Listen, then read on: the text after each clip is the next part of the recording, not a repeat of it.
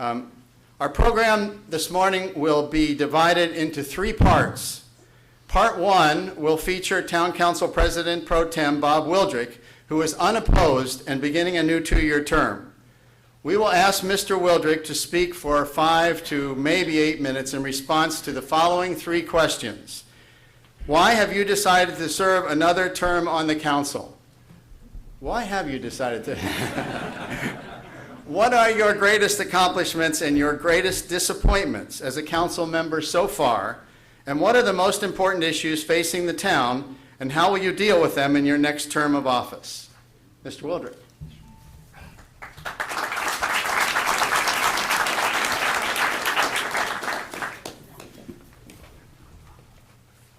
Thank you, Mr. Chairman, Mr. Chairman Wright. Thank you, Mr. President. Thank you, directors. Thank you, citizens. What's this 5 to 8 minutes? I was planning an hour. It's an honor to serve on the Palm Beach Town Council, and I'd like to thank you for allowing me that honor. I've decided to serve another term as my way of serving our community. I do not any longer serve on corporate boards except for my company. I don't serve on nonprofit boards anymore, so my one community service is serving on town council. And here's what I believe in. I'm conservative financially because I believe government and elected officials exist to serve the people, not the other way around. We should only provide what the people want, no more, no less. And we should do it efficiently because we've been given a fiduciary responsibility by the people to spend their hard-earned money wisely. Further, I make a strong effort to have no predetermined agenda besides efficient government. That's my only predetermined agenda, which responds to the people's needs. Therefore, on every other issue, I try very hard to hear all sides of the situation and then use my best judgment to vote for what will benefit our residents most in the short and, more importantly, the long term.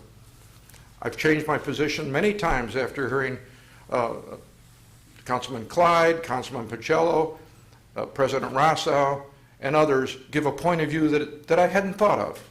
I think a good councilman listens. We can only talk to each other because of the Sunshine Law on council. So it's important that we listen. I have no major personal accomplishments to tout today. However, the council on which I'm privileged to serve has many. This is because no one council member is more important than the other. No one council member is more important than the other. We each only get one vote.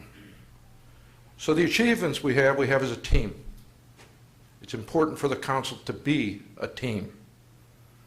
Yes, we debate, we disagree, but under the Sunshine Laws, as I mentioned earlier, that's how we must communicate out in the open, not behind the scenes, not politically. We should communicate out in the open.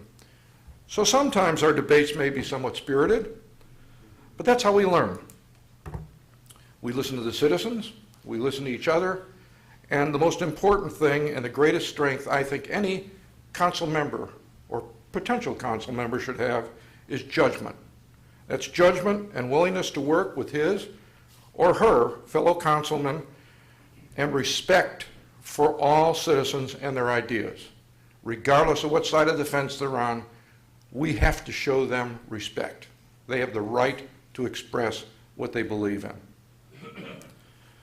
We all live in the same tent and should not develop hard feelings over issues. After all, these are our neighbors. The most important thing about living in Palm Beach is the people and the feeling of community. The single most important issue I hope to help with during my next term is helping with the healing process which has occurred because of recent events. Yes, we'll deal with the beaches, employee issues, infrastructure problems, budgets, private and public partnerships, undergrounding of electric lines, hundreds of requests for variances and plan changes, redevelopment of the town square, and etc. I could go on, but in the end, None of these are as important as us having a happy life and working together on problems and projects. We must learn to disagree without being disagreeable. We are neighbors and friends after all. So what I hope to do while we all work hard on the above issues is to be humble and to work to have a friendly, though sometimes spirited, discussions on problems we hope to solve while in office. So I would end by saying to those of you who will be elected and who have been elected as leaders, we must always remember one thing, actually two things. One is a good leader takes more of his share of the blame and less of his share of the credit. And if you want to get elected and re-elected, it's better to grow an antenna than horns. Thank you all very much. Thank you very much. Thank you. Thank you, Mr. Wildrick. The second part of our program this morning will feature the candidates for the Palm Beach Town Council Group 1. Richard Clyde, the incumbent, and Michael Scharf, the challenger. Mr. Clyde and Mr. Scharf, will you come forward, please?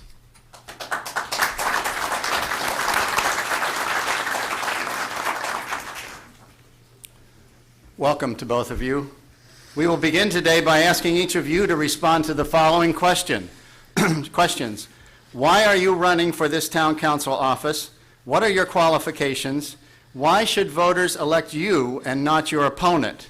You will have up to 2 minutes. Mr. Clyde, you will go first, followed by Mr. Scharf. Well, Clyde. I don't have anything to say. I'll just read Bob Wright's speech. It was exactly on point. This is not a place where a corporate person runs the whole thing. There is no one leader. It is consensus. We talk to each other out in the open, and that's the way government works. But I second like to thank the Palm Beach Civic Association for hosting this event.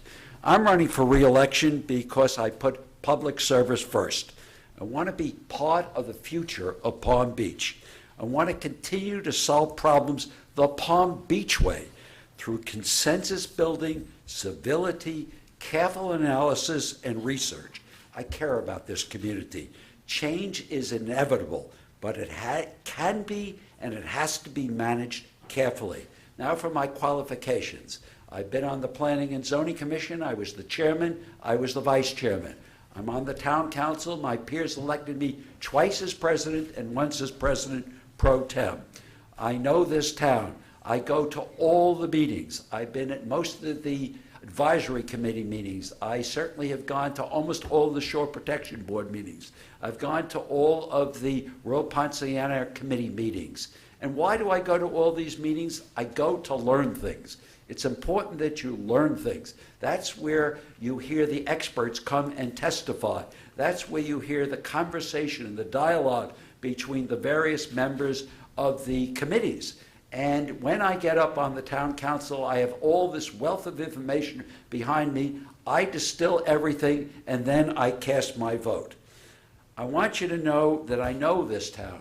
I know people in this town. I understand all the problems in this town. I think we need a proven leader. I think I'm a proven leader. I don't think this is a place for on-the-job training. Mr. Clyde. I have Mr. Palm Clyde. Beach experience. Thank you very much. Thank you. Mr. Scharf, your response, please. Thank you, everybody. When my wife, Fiona, who's sitting here, and I decided to move here 6.5 years ago on a full-time basis, I said to her, one of the beautiful things about Palm Beach, because we'd vacationed here many, many times, one of the beautiful things about Palm Beach is that it's not going to change, and there are no real issues, and it's peaceful and quiet and lovely, and we're going to really love it here. And we do love it here, but there are issues, as I found out, and very serious issues. Now, I haven't attended years of town council meetings. I have attended some, but I do believe that my business experience as a CEO of 3 public companies, each of which was very successful. Many of the companies started out troubled, and I turned them around. But a CEO doesn't do that by himself. You have to deal effectively with suppliers, with customers, with equipment manufacturers, with your employees. You don't operate alone, as was just stated. You operate in concert with others to try to set goals, to understand issues in great detail, and then ultimately, with your colleagues, make important decisions. So I think those are pretty good qualifications for here. I've also been involved in the communal area as president for 25 years of a synagogue. That in itself should prove that I can get along with people, and disputative Jewish people in particular. I must inform you that I am Jewish, despite some phone calls that have been made by supporters of my opponent, not him, stating that I am not Jewish. That would surprise my mother and father up in heaven, because I think they believe otherwise. But I have solved many problems, and I intend to work with you to solve more here in Palm Beach. Thank you. Thank you, Mr. Sharp. And now we will ask each of you to respond to the following question. What are the most important issues facing the town, and how will you deal with them if you are elected? Mr. Sharp, you will please go first, followed by Mr. Clyde, and you'll have 2 minutes for your answer.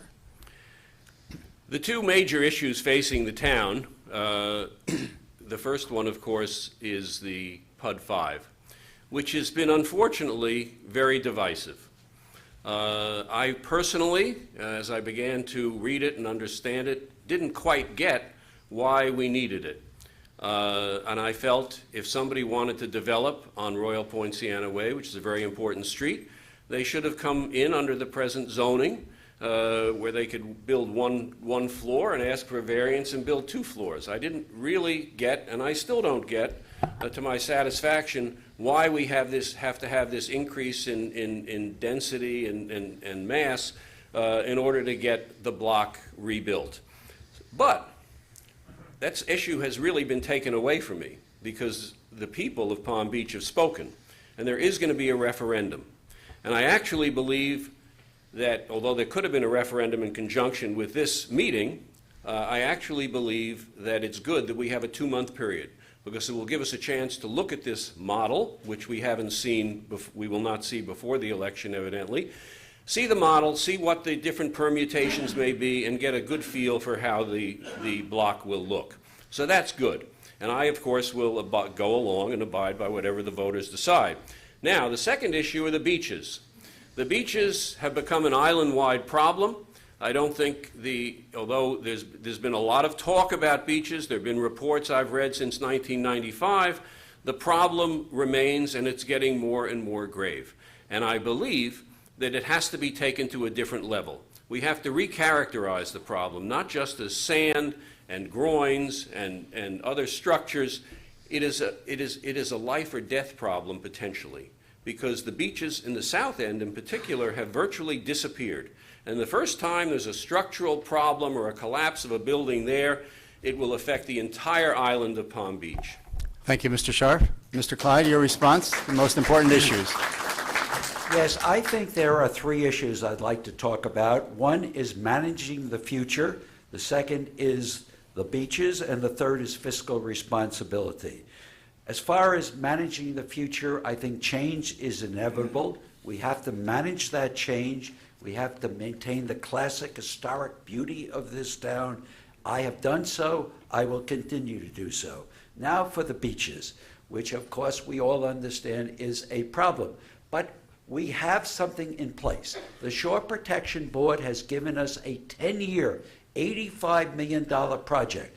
It has been run through Woods Hole. Woods Hole is the most preeminent coastal consultants in the country, if not the world. They have approved it. We have it in place. We are going out for permits. We are doing an environmental impact study in Reach 8. That's cost $1 million. Now, folks, what I would like to do if I had my druthers is put 12 miles of beach protection by breakwaters. I'd like to put groins in it. I'd like to bring in sand and put it on the beaches. I would like to build Olympian-sized dunes, but it can't be done. you have to get permits. You have to get a permit from the federal government. They have to get approval from the people in the fish department. They have to get the turtle people. You have to go to the state. You have to get permits from the state. And when you get all that, you may be sued by the environmentalist. Frankly, 4 years ago, we had permits for Reach 8. We got sued by the environmentalist. I stood there the entire summer listening to the administrative judge. We spent $1 million in defense. We lost. That's the facts of life. So it isn't that we haven't done anything. We have formed a beach management agreement. It's a consortium of coastal communities. We've joined with them, the environmentalists. We've signed it, and it is a good thing. We will simplify the process. Now, here's what I've done on taxes. Sorry, Mr. Clyde. I'm sorry. Well, you'll get another chance to follow up if you like. Okay. I don't have to speak about it. I think everybody understands. Okay, thank you. And here's the third question for each of you. What is your position on the PUD 5 and why? You will have 2 minutes to respond. Mr. Clyde will go first, followed by Mr. Scharf. Mr. Clyde, the PUD 5. Okay, I agree with my opponent. I will tell you that I voted for the PUD 5. However, it is a referendum. I have one vote. You all have votes, and we'll see what happens, and I will abide by that decision. But I'm afraid that scary words are being said. Density, city place, height, condos, nonsense, nonsense. We have to look at the present zoning. It's called commercial town serving, short CTS. Right now, a developer can come in, he can knock down every building on that block, and with ARCOM's help, he can build other buildings, and then he has to meet the parking requirements. Parking requirements are 1 parking spot per 200 square feet of retail space. It will be a sea of parking. If you want to see what it looks like, go over to the bank and look at that asphalt pavement. PUD is a preservation thing. Just read the preamble. We're going to preserve the Main Street quality. We're going to have a pedestrian-friendly walkway. Who did they pick to guide this project? Jane Day, Dr. Jane Day, who is the longtime landmark consultant. Who is going to look at the plans? Not ARCOM, but landmarks. They're the people who preserve our history and things of that sort. Let's look at how people voted on this thing. The Planning and Zoning Commission voted for it. The Royal Ponciana Committee 6-1 voted in favor of this, 7-0 for the design plan, which is appended to it, and the architectural contributing buildings. Now, let's see about the town council. Supermajority voted for this. Who endorsed it? The Citizens Association, the Civic Association, the Preservation Foundation, the Chamber of Commerce, and the 6 or so people who sit on the editorial board of the Shiny Sheet. Well, folks, they all looked at it pretty seriously. I recommend that you all look at it. I will tell you tomorrow, 10 o'clock in the morning, at the testers, there's a tour. Go on it, learn something. Thank you very much, Mr. Clyde. Mr. Scharf, your response on the PUD 5. You see this tie? This tie is one of my favorites. It has the little engine that could, if you remember that childhood story. The engine never stopped. It kept trying to go up the hill. Everyone's in favor of the PUD 5. Everybody, except almost 1,000 people who signed the petition not in favor of it. As I read it and tried to understand it, I found it relatively incomprehensible, and I don't think I'm an unintelligent person. The title of the PUD 5 runs to 2 pages. It's lengthy, complex, incomprehensible. I wanted to see, and I said this at the town hall meeting, I would like to see the model. I'd like to see the model as the block exists, and I'd like to see the model with several potential development projects on it. And then we'd have an idea as to how it would actually look. Just because somebody says it's going to be great, it's going to be this, it's going to be that, well, that doesn't really mean anything. Because this block, if it done improperly, could change the entire character of that area of town. No one talks about the increased traffic on Sunset. No one talks about why if this horrible scheme where the whole block could be knocked down and redeveloped, why hasn't it happened? Why hasn't it happened in the 6 years I've lived here? You know why it hasn't happened? Because it could never happen. because everything would have to be approved by the council, a multitude of variances would have to be requested and approved, and that's just a scare tactic. That just is impossible, and you just can't believe that. But be that as it may, there's going to be the referendum, and let's all understand the issues clearly, carefully, and make a very informed decision as to what we want on that block. That's the way to approach it. I think the referendum should have been part of this election, actually, but Mr. Clyde refused to second the proposal in that regard. So that's why we're spending another $30,000 on the new election. Thank you, Mr. Scharf. Thank you. Now we will move, thank you. Now we will move to questions from the audience that we gathered before this meeting, and we will draw them at random. Each one of you will have not 2 minutes, but 1 minute to respond to the questions selected for you, or you may use the time you have, the 1 minute, to respond to any previously asked question. This really is random. This is always risky.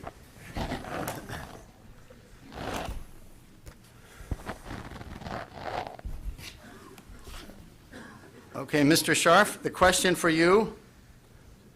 Do you believe the issue of employee pensions should be reopened at this time? This is a very complicated issue. I faced it in my companies where we had what are called defined benefit pension plans, which were ultimately not sustainable. The companies could not have survived if we had kept them in existence, so we had to modify them, and we went to 401ks and we froze existing pension benefits. In this town, this was a really divisive issue and a difficult issue because our public safety workers, and I took the Citizens Police course and I took the Citizens Fire course, they are really dedicated and important people in the fabric of this community. So I don't think it should be opened. I think the council did make a good decision to, there's a 4% town contribution mandated into the 401k, and the council decided this year to allocate another 4% of people's salaries to it to boost the contribution to the 401k, and I think that was the right thing to do. Ultimately, I would not reopen it. I would let the tension and anxiety dissipate, and we move forward. Thank you, Mr. Scharf. Mr. Clyde, your question, keeping in mind that you can respond to any question that's been asked, is about the underground utilities. High-power electric wires could change. I have a little trouble reading this, but we must have all wires underground. What would you do about it?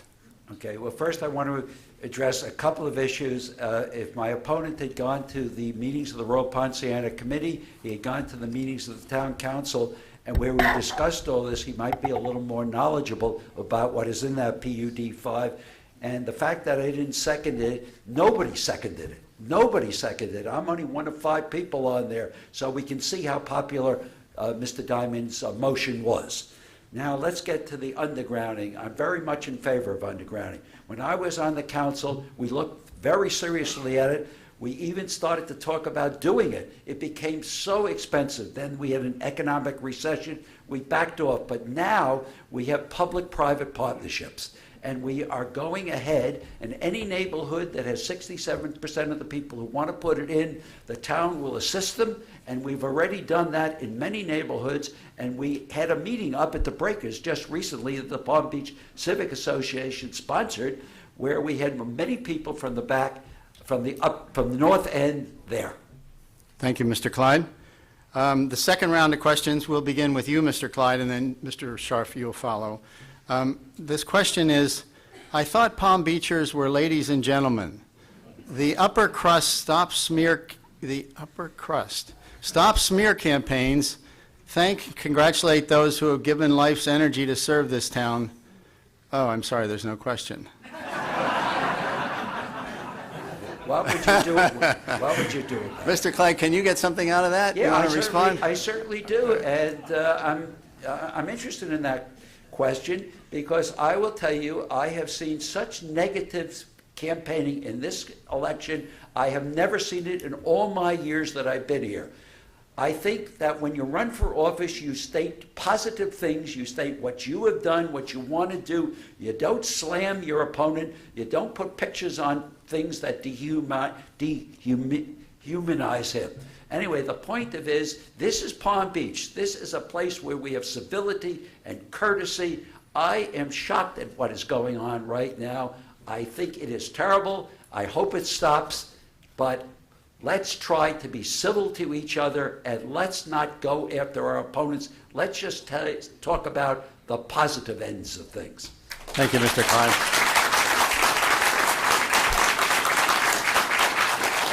Mr. Scharf, the question for you, or any of the others actually, is, and I don't know, this is a little redundant. Have you read the PUD5 zoning language in its entirety or attended any meetings of the Special Study Committee where it was discussed? Do you want me to pick another? I think I've dealt with that Let me question. pick another question, absolutely. No, don't give me another question. All right. Let me use the minute to respond to That's some things fine. that Mr. Clyde said. Yes, of course. In terms of negative campaigning, exposing the record of one's opponent is not negative campaigning. It's information. You may not like to have to deal with the information, but the basic premise of my campaign has been attending meetings for 9 years, stating that your two main accomplishments have been, because you're a problem solver, have been solving the flag dispute with Donald Trump. Although he didn't have to pay the fines to the town, he was able to give a charitable contribution to a charity of his own choosing, and negotiating a settlement of the land dispute for Temple Emmanuel. Those were cited as two major accomplishments. Well, I don't view those as major accomplishments, and I don't view attending meeting after meeting after meeting as a major accomplishment. I will also attend meetings when I'm on the council, but I would hope that after 1 year or 2 years or indeed 9 years, I would have a demonstrable record of accomplishment and leadership on the important issues facing Palm Beach. Thank you. Thank you, Mr. Scharf. And that brings us now to closing statements. We will ask each of you to make your remarks in 1 minute or less, beginning with Mr. Scharf and followed by Mr. Clyde. Mr. Scharf. The shiny sheet came to my office last week and asked if they could do a video. They did it of all the candidates, in which you had to answer what is the main problem facing Palm Beach. And I indicated I thought there were two problems we faced, the beach restoration and the PUD5. My opponent, Mr. Clyde, said he thought the major problem was an uninformed electorate that would just respond to sound bites. Now, after several weeks here of campaigning, I do not believe the electorate is uninformed. I have never met a more intelligent, informed electorate than the citizens and residents of Palm Beach. So I think what they're really responding to, and I've gotten tremendous support and I'm very gratified by it, I've gotten support from people who basically don't want more of the same. They think it's time for a change. Mr. Clyde has served 9 years, but it's time for some new approaches, new views, new action. Thank you. Thank you, Mr. Scharf. Mr. Clyde, your closing remarks. Well, I guess he never heard Mr. Wildrick's remarks. Mr. Wildrick told you that it's a town council that operates as consensus. There are 5 people. There is no one person. There are many accomplishments. I was part of all these accomplishments. Well, anyway, I think there are 3 reasons to vote for me: commitment, balance, Palm Beach experience. I'm a man of conviction. I care about issues. I act decisively. Been doing this for 14 years, service to the town. I always have. I always will. You know where I stand on the issues for beach protection, preservation, financial stability. I bring reasoned balance to the council. I have always stood for factual analysis, reasonable discourse, for truth, for who I am. No hidden agendas. My fellow town councilmen, the Mayor Caniglio, the town staff, and you know what I stand for. I have the Palm Beach experience. My opponent doesn't have any Palm Beach experience. I focus on the large issues. Now, town issues can be complex. Thank you, Mr. Clyde. We appreciate it. Thank you. Please join me in a round of applause for the candidates. Thank you. That's it. You want to go put the new signs up? Done? That's it. Thank you.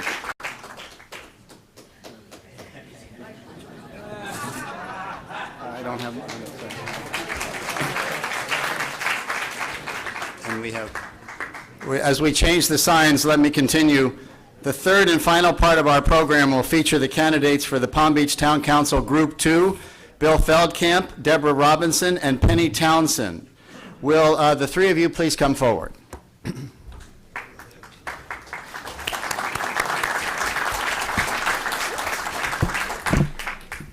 Welcome.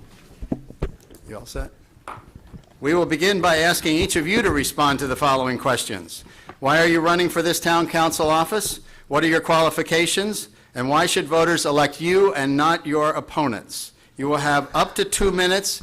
Mr. Feldkamp, you will go first, followed by Mrs. Robinson, and then Mrs. Townsend. Mr. Feldkamp. Thank you very much. We need a higher podium here. Good morning, everyone. My name is Bill Feldkamp, and I'm running for the Group 2 seat in Town Council. I have a degree in architecture and an MBA. Most of you know that. I'm a registered architect in Florida and Massachusetts. I worked for many years at the Architects Collaborative, an international firm based in Boston, actually Harvard Square in Cambridge.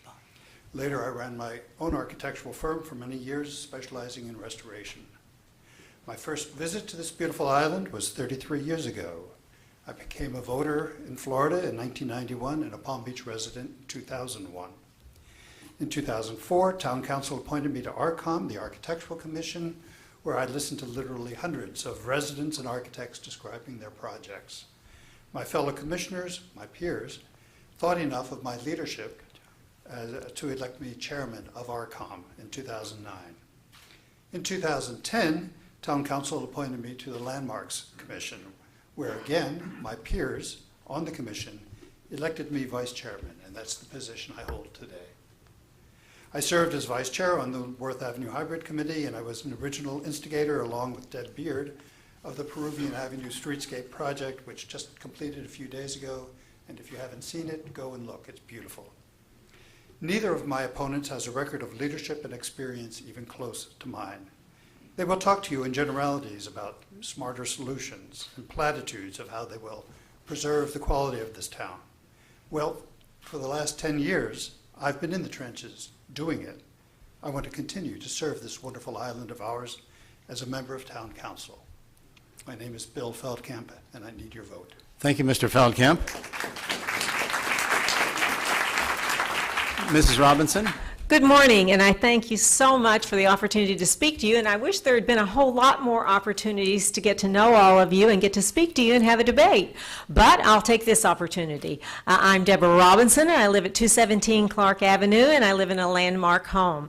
I want to tell you a little bit about myself. I'm a native of Kentucky. I came here 16 years ago, but I'll tell you about my life before that. I have been in the fashion and television industry for many, many years, and I've worked nationally and internationally. I was the national fashion coordinator for the largest jewelry company in the world, Sarah Coventry, which took me all over the world and nationally. I not only worked from taking a product from design to fruition, but I also rallied the troops for Sarah Coventry around the country and around the world. I also, after that, was the spokesperson for many different large organizations, Omega Watch Corporation, Corning Glass, and Petite Sophisticates. I then became a lifestyle and consumer trend reporter for 15 of the largest television markets in the country. And that was the first time I got a glimpse of this absolutely gorgeous island. I snuck down here and I spent a little time.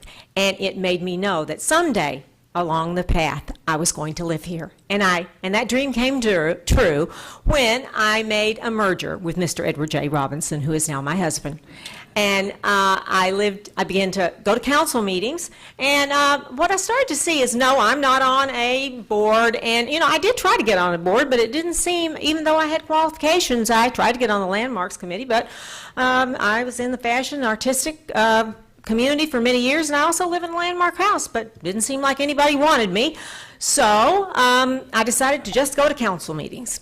And so I did, and I saw a lot of divisiveness, and I saw people, they'd come up with their meager little pieces of paper, and then the 3-minute bell would ring, and everyone would shake, and I have to stop, and I will, this is to be continued. Thank you very much, and thanks for your understanding. Mrs. Townsend? Good morning. Thank you all for coming out in the rain, and thank you all for being here. It's not our typical Palm Beach day, but Palm Beach is my home. My family's been here for over 3 decades, and I've watched Palm Beach grow and change. We are currently in a development cycle. We are challenged by eroding beaches. We need measured stewardship to preserve the wonderful quality of life that brought us here and keeps us here. These issues will shape our future and determine what we leave to our children and our grandchildren. Giving back to your community by serving is important to me and my family. My grandmother taught me to leave wherever you are better than you found it. I ran a small family business of about 250 employees.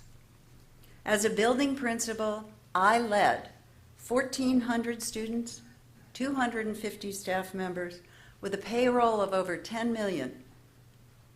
I must say that you never knew what was going to happen when you walked into school in the morning. And being with middle school students, there isn't much you haven't seen. You're really prepared for circumstances. Anything can happen. I am a teacher. I am a mother and a grandmother. I know how to listen and to care. I do my homework. I've attended most meetings the past several years. I've walked the beaches. I've read the backup. I've asked the questions. I sit on landmarks. I've met with almost every single one of our top town officials. I use common sense to get the job done. Thank you. Thank you very much. And now we will ask each of you to respond to this question. What are the most important issues facing the town, and how will you deal with them if you are elected? Mrs. Robinson, you will go first, please, followed by Mrs. Townsend and Mr. Feldkamp, and you will each have 2 minutes for your answer. Mrs. Robinson. Yes, well, I think probably there is no question that coastal protection is the #1 issue facing our island, because guess what? If we don't have coastal protection and we have a catastrophic storm, might as well not worry about the rest of it, because it doesn't matter.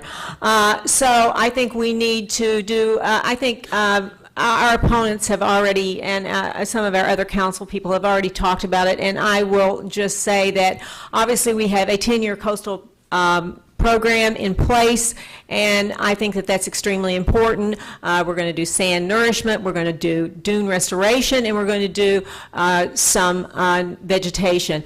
But we also need seawalls desperately, and in an ideal world, that's what we would like to do. And as Mr. Clyde said, those are things that are not easy to get done. But if I become a councilman, I will work with the council to try to make some of this happen, because we all know it's so important. I think the other thing that's important is fiscal responsibility. And as we all know, we only get to keep about 18% and little less than that of the money for this island. Now, I think that is very, very unfortunate. 18% of our dollar is all we get to keep.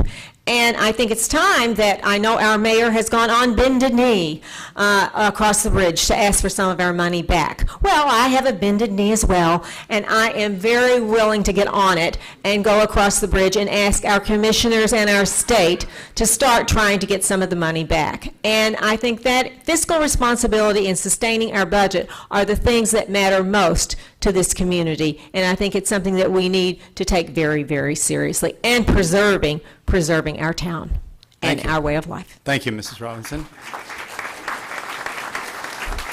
Mrs. Townsend, your answer, please. Clearly, we have challenges. Things aren't perfect, even though we're here in Palm Beach. Here are a couple of things that I see are priorities. There are development pressures facing our community and our surrounding communities.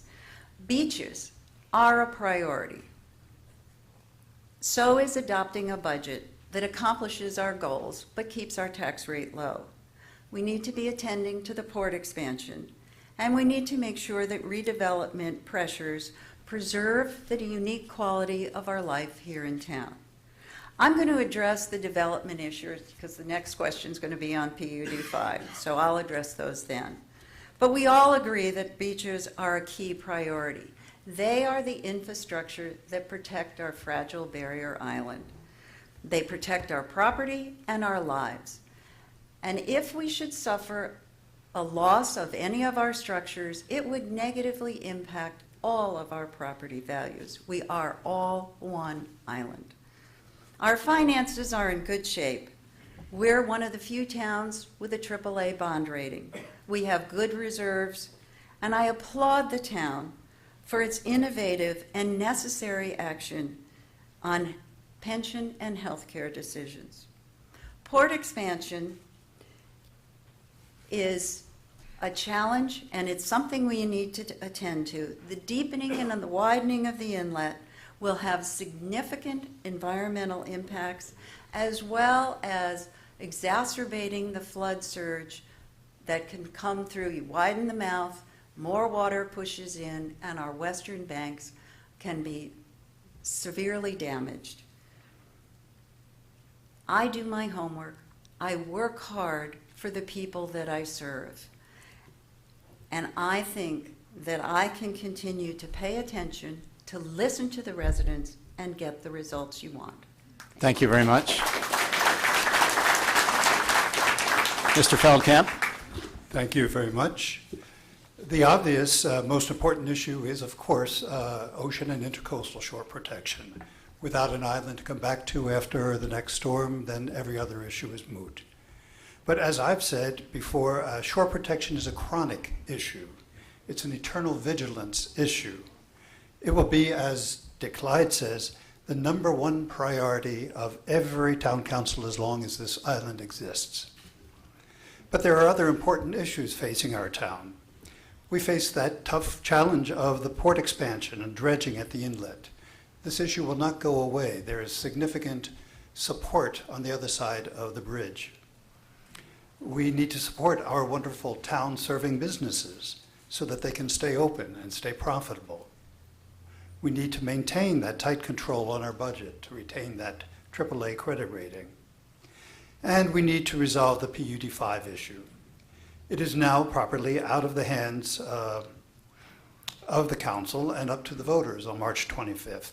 This is democracy in action, and I certainly support it.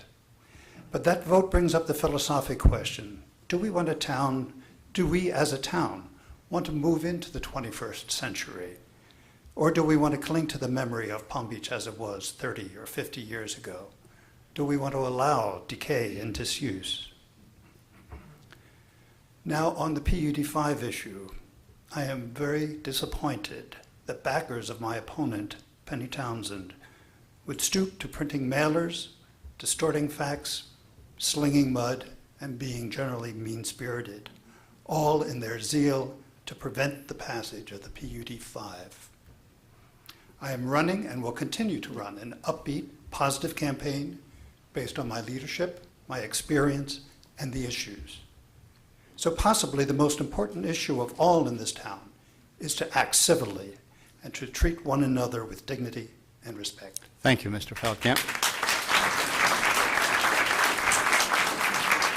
Now, here's the third question for you. What is your position on the PUD5 and why? You will have 2 minutes to respond. Mrs. Townsend will go first, followed by Mr. Feldkamp and Mrs. Robinson. Well, before we get started, I really don't know what Mr. Feldkamp is alluding to. This is my latest piece of literature that's going out, and I don't know if this is what he's referring to. It's got a nice picture of me, and it's got some information on the back. It does have some information about some of the background of my candidates, but I really don't know what you're referring to, and if you wouldn't mind, I'd like to start my time now. Oh, no. Oh, you're going. Go ahead. Okay. We all agree that something needs to be done, and we all agree with the goals to preserve our historic Main Street. The question is how to do it. My concern is the details. The committee did significant work. It was made up with good people who all have the best interests of the town. We agree on the direction and the goal and the need for action. We know it's critical and will set precedent for other areas of town. The devil's in the details. Intensity, parking, traffic. How will our infrastructure be impacted? Who pays to correct the issue? The developer? Or will the taxpayers be on the hook? We know the parameters, but what will they look like? A real estate attorney said, I read the ordinance. I understand it, but I can't make a picture. Are we going to let a developer design our future? It's more complicated than a yes or no, Mrs. Robinson. I went to all the PUD 5 meetings. I never saw any of my opponents there. It's about attending to details, getting it right. We're close. There's not that much difference, but we need to get it right. We owe it to ourselves, our town, and the next generation. And the decision is yours. It is a referendum.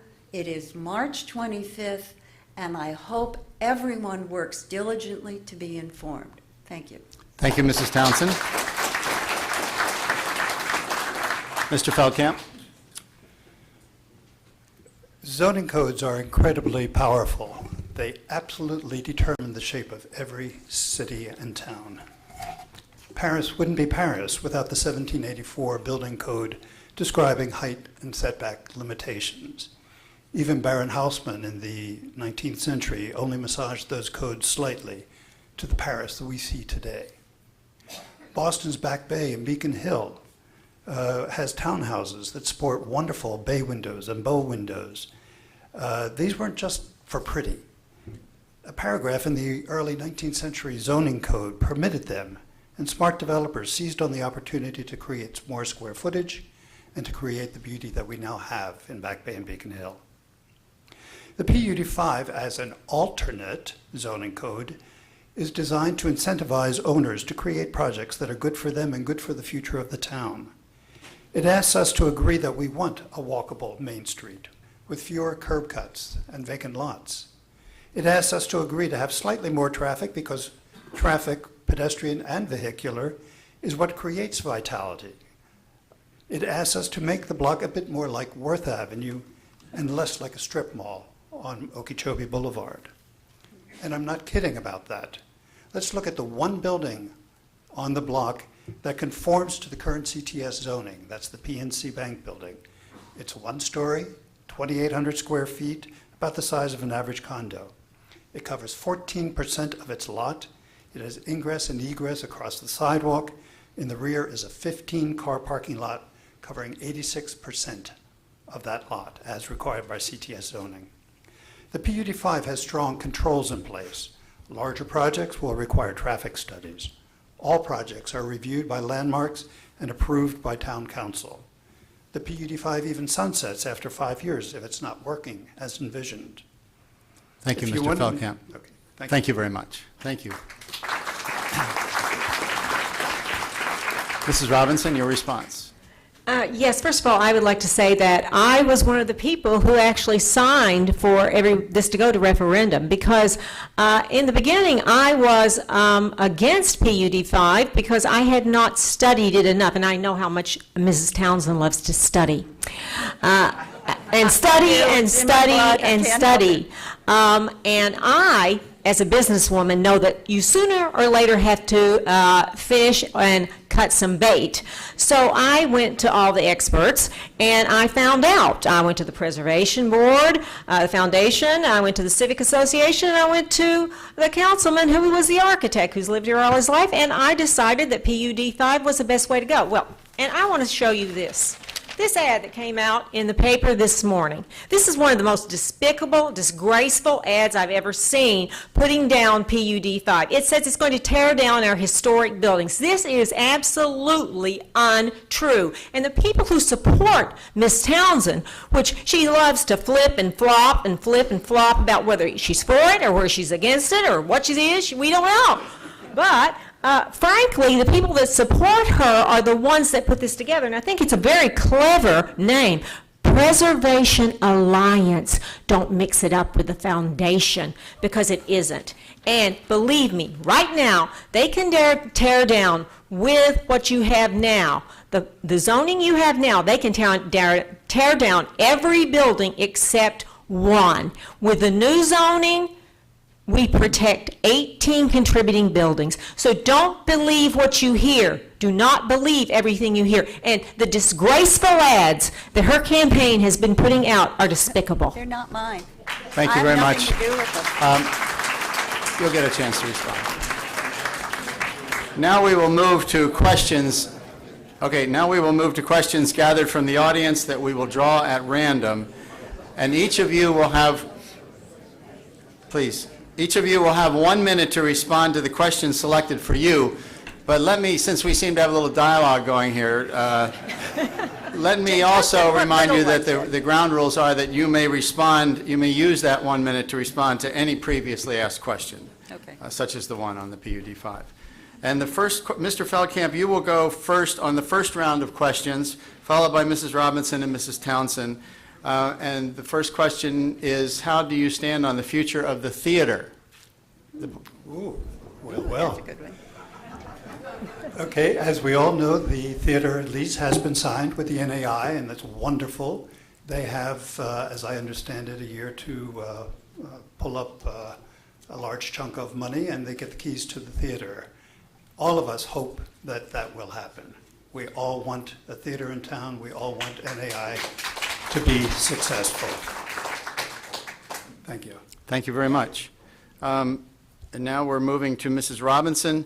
Mrs. Robinson, the question I drew for you is there any prospect of eliminating neighborhood parking and allowing Palm Beach residents town-wide parking? Do you understand that question? Not really. Could Well, you repeat that? I don't either. Would you just give it a Really shot? get that. Okay, all right. Could I Something have to do another with shot at that? Something to do with parking. Okay, could you just repeat it? Well, maybe, oh, I'm sorry, of course. Is there any prospect of eliminating neighborhood parking and allowing Palm Beach residents town-wide parking? I think this has something to do with the issue on the C Streets Yeah, and it does. Clark Oh, Avenue. the C Streets. Oh, well, I know all about that because we had that problem on Clark Avenue, and it is a problem. I was one of the people that was a part of that. Well, I think we could look at that because it is a big problem for people who live on streets. Like I lived on Clark Avenue, and we had a difficult problem because we had, well, it was people changing their clothes all day long and going out going to the beach. And you have a $7 million house, and there are people changing their clothes going to the beach. Not a happy thing. And if you live on a C Street, yes, I do think we need to address that on C Streets. Okay, thank you very much.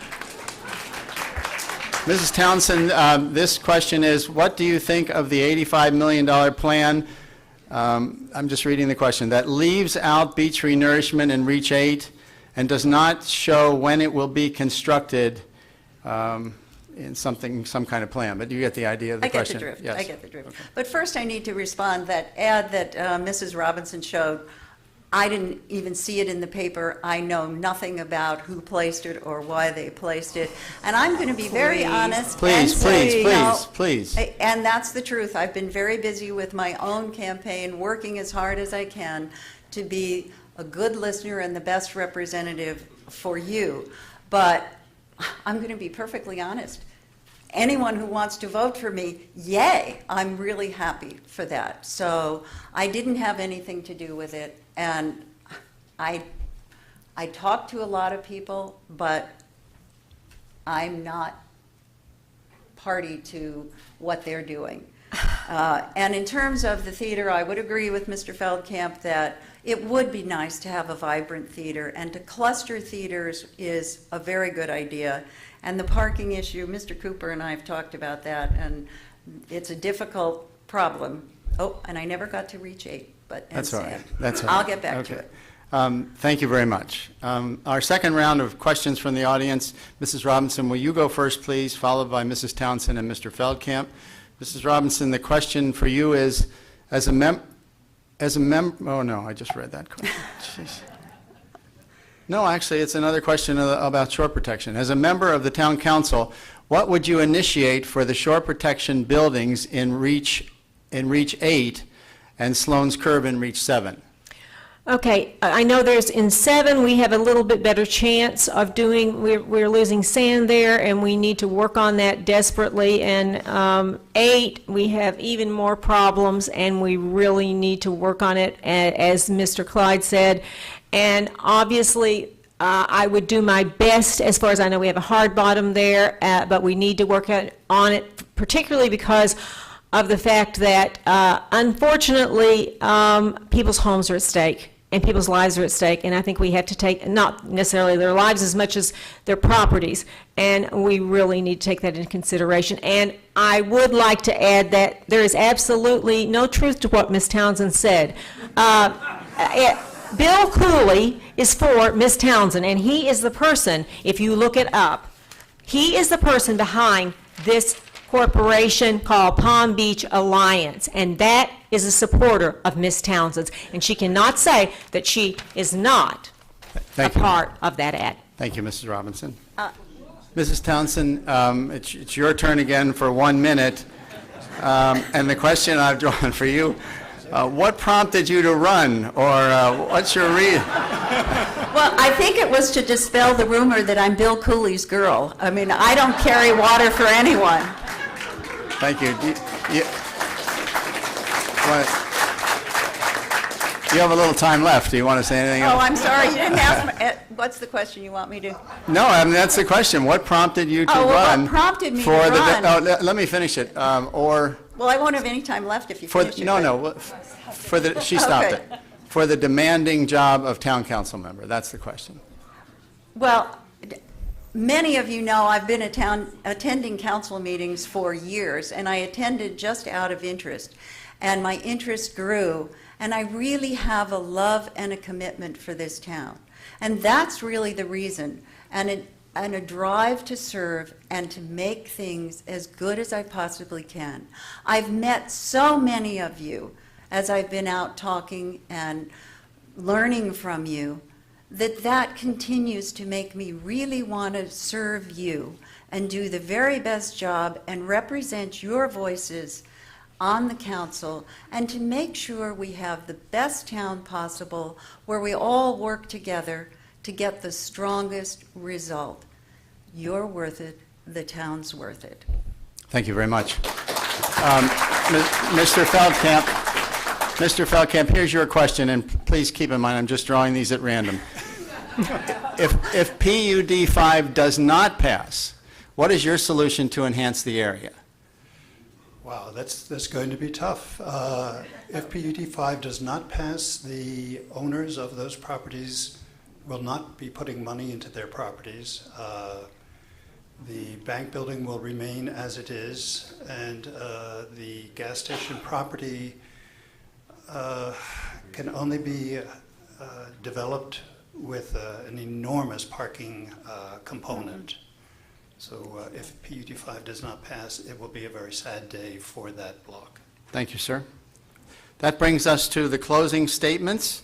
We will ask each of you to make your remarks in 1 minute or less, beginning with Mrs. Townsend, followed by Mr. Feldkamp, and then Mrs. Robinson. Mrs. Townsend, please. We all agree on most issues. The question is who could get it done. I've done my homework. I've studied the town for several years. I've attended meetings, read backup material, asked questions, listened and learned, and met with almost all, I think I can say all, of our top town officials. My work on landmarks gives me a perspective on our rich heritage. I understand the budget process and the importance of tough decisions. I have walked the beaches for over 30 years. I do my homework. Now, you need to do your homework. Look up our backgrounds. Background checks are important. You wouldn't hire a housekeeper without doing a background check. Please don't hire a town councilman without doing a background check. I do my homework. I tell the truth. I get the job done. I will always work for you, and I ask for your vote. Thank you. Thank you, Mrs. Townsend. Mr. Feldkamp, your closing comments, please. Thank you very much. Well, you've now heard that my 10 years of service and leadership in this town are unmatched by any of my opponents, in fact, by anyone here except Dick Clyde, whom I respect and admire. You've heard that my experience as an architect on ARCOM and landmarks shows my desire to preserve the best of our architectural heritage while looking ahead to our future. You've also heard that my background of working with zoning codes and urbanism issues leads me to strongly support the PUD 5 option. And if you are still unsure, please participate in the second walking tour tomorrow morning, Friday, January 31st at 10 a.m. You know that I've attended most of the meetings of Town Council and the Shore Protection Board, that I've walked all 8 reaches. I support the Woods Hole Group and our need to build relations with the DEP, Corps of Engineers, and environmentalists. I want to continue to serve this wonderful town of ours. Thank you. Thank you very much. And finally, the last word, Mrs. Robinson. Yes, I just want to thank all of you for the opportunity to speak to you today, and so that you could get to know me a little bit better in my positions. I've worked in the private sector for a long time, and now I think it's my turn to do public service. And I will, if you choose me as a councilwoman or person, I will listen to you, the people. My phone will always be with me, as it always is. I sleep with my phone. And I will always be there for you and to listen to you for your concerns and to hear what you have to say. And I will not make my votes on what I privately think. I will make them on what the majority feels. And I will go to the experts and to the people and listen. And I will do my very best, and I will be humble in doing so. I thank you, and I ask for your vote on February 4th. Thank I'm you very Deborah much. Robinson. That concludes our program. Please join me in a round of applause for all the candidates. Thank you very much. And please vote on February 4th. Thank you for coming. Great, good job. Perfect.